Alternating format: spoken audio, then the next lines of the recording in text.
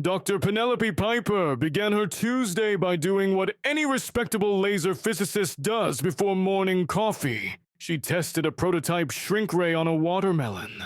The fruit puckered obediently to the size of a marble, and Penelope, who wore safety goggles large enough to double as salad bowls, allowed herself a celebratory fist pump. Success! She cried into the empty lab, which echoed her triumph back at 3 slightly different decibel levels. Unfortunately, her intern, Cody Bix, had swapped Penelope's usual decaf with an experimental espresso concentrate, so potent it could rouse a coma patient. In the jittery high that followed, she decided the ray was ready for the next logical step. A live demonstration to the board of Quantatech Industries at precisely noon. That was 4 hours away. Just enough time, she estimated, to iron out any wrinkles in reality the ray might produce. Penelope and Cody transported the device across campus to the administrative building. A glass and chrome palace stuffed with cubicles, motivational posters, and a quantity of office supplies that would have made a stationery catalog weep with provincial envy. Since bureaucracy moves at the speed of a drowsy slug, the boardroom was locked, and the custodian who possessed its key was on a lunch break of rumored Homeric duration. "No problem," Penelope said. "We'll rehearse here." She gestured to an unoccupied cubicle with a printer the size of a baby elephant. Cody, whose entire resume consisted of once built a potato battery that powered a toaster for 7 seconds, was put in charge of arranging test targets. Stapler, tape dispenser, stack of sticky notes, box of paperclips, and the office's beloved 3-hole punch, so revered it had its own name plaque, Lord Perforatus. "Should we clear the desk first?" he asked. "Unnecessary. Precision is my middle name," he skeptically mouthed. I thought it was Jean, but obeyed. Penelope calibrated the ray. The ray, it should be noted, had 2 dials: size and unforeseen consequences. The second dial was a safety mechanism designed to stay at 0. Her jittery caffeine tremor nudged it to a polite but fatal 1.75. She squeezed the trigger.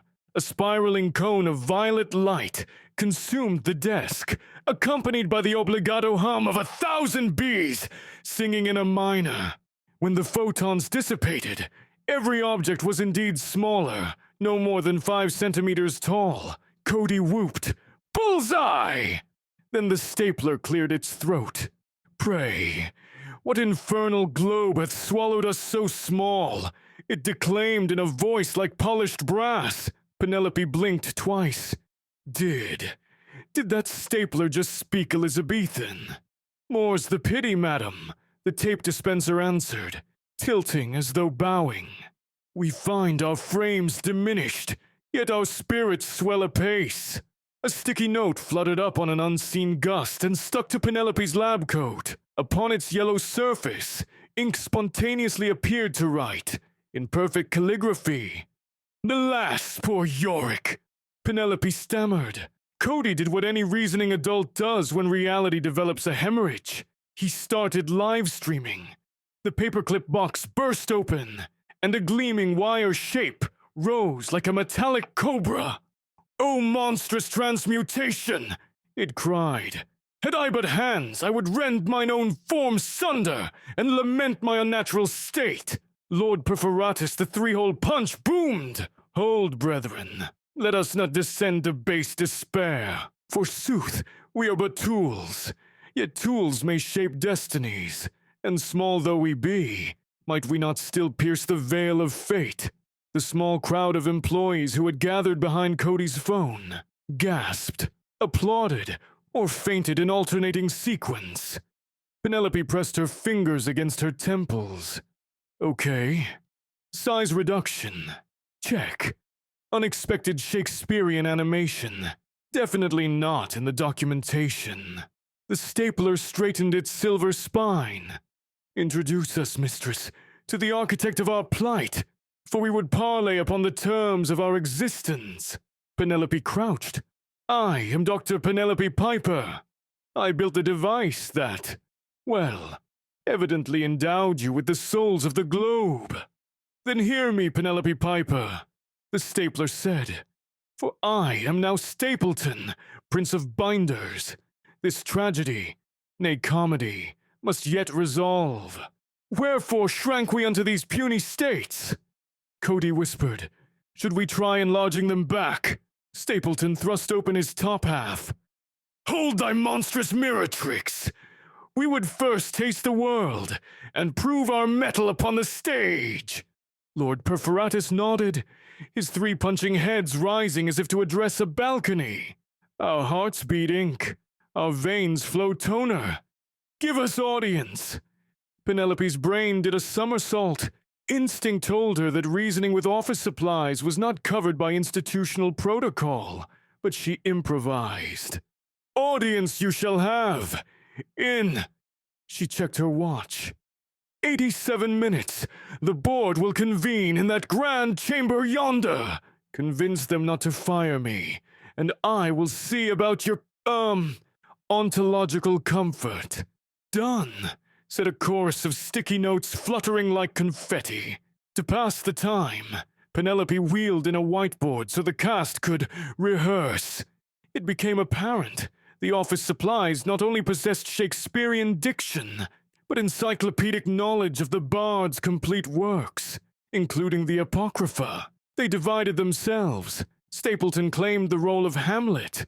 The tape dispenser, Dame Scotcherella, volunteered as Ophelia. The Paperclip, Sir Linkalot, took Polonius and Laertes, while Lord Perforatus insisted on Claudius, citing royal pomp. Penelope huddled with Cody. When that dial slipped above 0, something quantum psycholinguistic must have entangled the objects with the Shakespeare data in my e-books. Cody nodded sagely. Or maybe the universe just got bored. Either way, they were stuck with a miniaturized troupe of verse-spouting stationery. Noon arrived, and the boardroom opened, releasing a cold gust of money-flavored air. 11 directors draped in bespoke suits filed in. They expected a tight PowerPoint, a bulletproof summary of cost savings, and a light lunch featuring quinoa salad. They did not expect a stapler craning onto the table to declaim existentialism. Penelope cleared her throat. Distinguished members, I present a demonstration of the Piper Shrink Ray, capable of reducing logistical footprints by 95%. She gestured. Stapleton bowed. Director Gwendolyn Hargreave adjusted her platinum spectacles. Why is your stapler wearing a post-it as a cape? It is our honor. Stapleton began. My honor. The sticky notes burst into choral voice. Oh, for a muse of fire that would ascend the brightest heaven of invention! Cody muttered, wrong play, guys, from behind the camera. Penelope tried for composure. The Shrink Ray has, in the spirit of serendipitous innovation, unlocked emergent properties in inanimate matter, namely sophisticated linguistic faculties. Sir Linkalot slithered forward, wires glinting. Allow me to clip thy hearts with words! He launched into Hamlet's to be or not to be, performing the soliloquy with such pathos that 3 directors dabbed eyes with monogrammed handkerchiefs. Then Dame Scotcherella sashayed, rolled, in circles, unraveling her tape like a duchess letting down golden hair. Good my lord, how does your honor for this many a day? She purred to Stapleton. He responded with a heartfelt, I did love you once, compressing his stapler jaws in sorrowful emphasis. Anxiety spread among the board. Director Hargreave hissed to Penelope, Is this a prank? Are we on hidden camera? Penelope nodded to Cody, who waved. Live streaming to 400,000 viewers and counting, he said. That did little to calm them. Lord Perforatus took center table. A hush settled. He raised his lever with Olympian gravitas and proclaimed, Though yet of small proportion, we instruments of office dare challenge the coil of corporate greed. Consider, mighty directors, what it means to downsize. Shall ye shrink the world to fill a ledger, or enlarge the soul to fit its boundless purpose? A PowerPoint remote clicked futilely in Director Barnaby's trembling hand. Penelope whispered, "Do something!" Cody shrugged. "They're killing it." Indeed, the office supplies had the board mesmerized.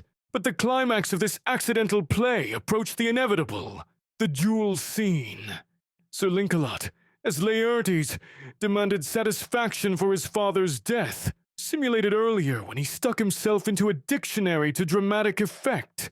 He challenged Stapleton to single combat atop the mahogany table. The stapler accepted. Cody, ever helpful, supplied toothpicks as rapiers. The duel commenced, each thrust punctuated by iambic pentameter, so flawless that Penelope suspected the muse herself was ghostwriting. The spectacle might have concluded peacefully, if not for the arrival of HR Representative Margaret Dillinger, who had been summoned by a frantic email containing the words "workplace violence" and "mutant stapler." She stomped in, sensible heels clicking like metronomes of doom. What an unacceptable liability is occurring here! Stapleton froze. Dame Scotcherella gasped. A post-it flew up, bearing the single imperative: "Flee!" Pandemonium erupted. Stapler, tape dispenser, paperclips and sticky notes scattered, scurried, rolled, fluttered in every direction. Lord Perforatus attempted an oratorical cover-up. "Fear not, good madam. We are actors merely in disarray." Margaret Dillinger screamed. In retrospect, this was understandable. Being addressed by a three-hole punch, quoting Richard Thithers, violates at least 6 clauses of the employee handbook. Security was summoned. 2 guards burst in wielding tasers. They spotted the flutter of self-animated post-its and chose the rational course: panic. 1 guard fired at a sticky note. The electric dart lodged in the quinoa salad and rendered it unconscious. Cody yelled, "No sudden moves! They're unionizing!" Because it seemed plausible. The board members shoved past one another, fleeing. In the stampede, Penelope's shrink ray clattered off the table and skittered beneath a chair. She lunged, but too late. Director Barnaby's foot came down on the trigger. A second ultraviolet cone erupted, and in a heartbeat, everyone, directors, guards, HR, and Penelope herself, shrunk to match the tiny office supplies. Cody, miraculously untouched, now towered above them like a benign yet totally clueless god. He stared, eyes dinner plate wide. "Whoa!" Penelope dusted herself off, discovering that at 2 inches tall, even dust motes felt like beanbags. "Okay, that dial definitely creeped higher," she muttered. "Unforeseen consequences," read. 7.9.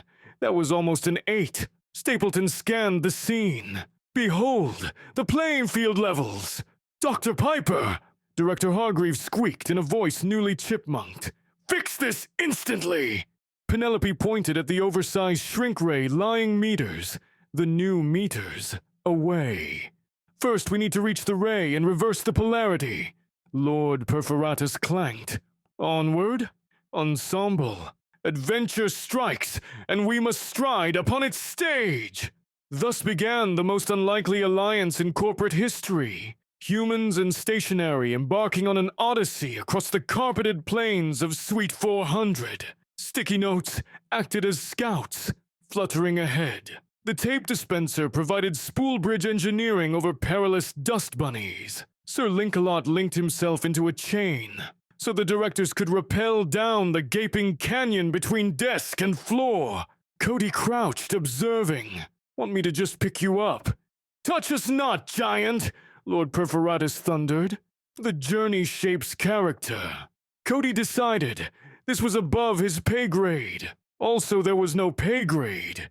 He was unpaid. He fetched popcorn. Midway, the expedition encountered the Roomba 6000, whose sensors did not register their shrunken presence as people, but rather as debris. It advanced like a robotic leviathan. Stapleton rallied the troops. Once more into the breach, dear friends. They split. Directors scampered under a stack of invoices. Office supplies mounted a counter-strike. Dame Scotcherella darted forward, unwinding adhesive to gum up the Roomba's wheels. Sir Lincolot formed a lasso and snagged its lidar turret. Lord Perforatus, triumphant, leapt atop, delivering a monologue about man's dominion over machine, until he lost balance and was sucked into the dustbin. Penelope shouted, "Save him!"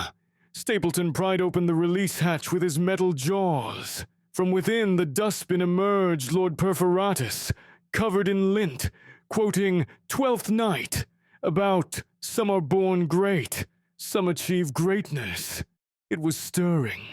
The Roomba, immobilized, beeped in surrender. The group pressed on toward the shrink ray. En route, Director Barnaby collapsed, cursing his gout. Penelope used the tape dispenser to splint his ankle. It was possibly the first recorded case of Scotch tape orthopedics. Finally, they reached the ray, a monolith of brushed aluminum on the far side of the room. Unfortunately, the battery indicator blinked red. Power was nearly drained. It required a new fusion cell puck, stored, of course, in Penelope's lab across the courtyard. Stapleton addressed Cody, still normal-sized. "Good sir, thou must fetch the power puck, lest we be doomed to miniature nights and days forever." Cody saluted, dashed out, and returned 10 minutes later with a can of energy drink, a handful of granola bars, and the fusion puck. He lowered the puck like an eclipse descending. Penelope needed to install it, but the compartment was high as a 2-story building from her perspective. Sir Lincolot suggested forming a ladder. Sticky notes offered themselves as signage. Scotcherella proposed an adhesive escalator. They agreed on a hybrid, Lincolot ladder, with Scotcherella treads. Up Penelope climbed. Screwdriver improvised from a paperclip. Sir Lincolot parted of himself nobly. She twisted the latch, dropped the old cell, inserted the new, and tried not to look down at the inexplicable abyss of office carpeting. With power restored, the ray needed calibration. Yet that infernal second dial sat at 7.9. She'd have to bring it back to 0, but the knob was twice her height. Stapleton and Lord Perforatus flanked her, using combined heft to turn it. Click by click they descended. At 175, the unlucky reading that started it, Stapleton hesitated. "Methinks to stay thus small is not without charm," he mused. "Imagine the libraries we could build of matchboxes, and the stages of postage stamps." Lord Perforatus considered. True, yet drama thrives in change, and the world above beckons. Penelope explained, "I can restore humans and keep the office supplies sentient but normal size. You'll be pioneers of a new artistic age." They assented. The dial hit 0. She selected growth on the size menu, widest setting, but a final obstacle reared. The ray's trigger lay near the floor, beyond reach. Cody could do it, yet she needed precise instruction, or they might all expand through the ceiling. She shouted up to him, voice small but resolute. "Zoom level 3, she cried. And pulse, not beam. Cody adjusted settings, hands trembling. He aimed at the group and pressed pulse. A sapphire flash flooded the room. In a breath, Penelope, the directors, security guards, HR, and the Shakespearean Stationery all inflated to original scale. Or close enough. Stapleton now matched a French press in size, slightly awkward but still handheld. Lord Perforatus looked gym-ready. Scotcherella was a proud 12 inches in diameter. Sir Lincolot had become a roll of industrial cable, dramatically oversized, but dramatically pleased. Director Hargreave, fully revived, staggered to her heels. This is corporate madness! Stapleton, perched atop the conference table, declared. Madness, madam? Why, this is but the prologue to a pageant that shall echo beyond these sterile halls. Director Barnaby adjusted his tie. We can license this, can't we? Penelope sensed an opening.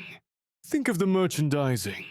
Talking staplers performing classic literature, educational kits, interactive plays, not to mention military-grade miniaturization contracts. The directors exchanged glances, smelling profit, like sharks smell blood in saltwater cappuccino. Margaret Dillinger, dusting posted adhesive from her blazer, sighed. Before HR lists the violations, let me say, the employee morale boost from Literate Stationery is impressive. Stapleton bowed. To clip or not to clip, that is our service. A vote was called on the spot. By 7-4, the board agreed to fund a new division, Applied Theatrical Stationery Technologies. Penelope was named Chief Creative Physicist. Cody received a salary, stock options, and unlimited espresso, pending FDA approval. Weeks later, Quantatech unveiled its flagship product line, the Bardboard Collection. Children everywhere uploaded videos of their talking tape dispensers reciting Sonnet 18. Staples quadrupled in share price. Broadway optioned a musical titled Much Ado About Office Supplies. Lord Perforatus won a Tony for Best Inanimate Supporting Actor. In the midst of their meteoric rise, Penelope kept the shrink ray under lock and key, dial taped firmly at 0. She worried, of course, about side effects. Quantum entanglement never fully untangles. But each morning, when she entered her office and saw Stapleton rehearsing King Lear atop a stack of quarterly reports, she felt a tingle of optimistic mischief. One Thursday, Cody appeared clutching a freshly 3D printed prototype, a grow and glow variant of the ray that also induced bioluminescence. His grin was a herald of chaos. Think we should test this on highlighters? He asked. Penelope considered the luminous possibilities. Outside, the world buzzed with press releases. Inside, tape spools and sticky notes argued about blank verse versus free verse. An office chair audience applauding whenever the three-hole punch announced an intermission. She smiled, already reaching for her goggles. Once more into the breach. Dear intern. And somewhere, in a parallel universe, William Shakespeare sneezed, sensing his oeuvre had just been paper-clipped to a profit and loss statement, and reimagined with impeccable comedic timing.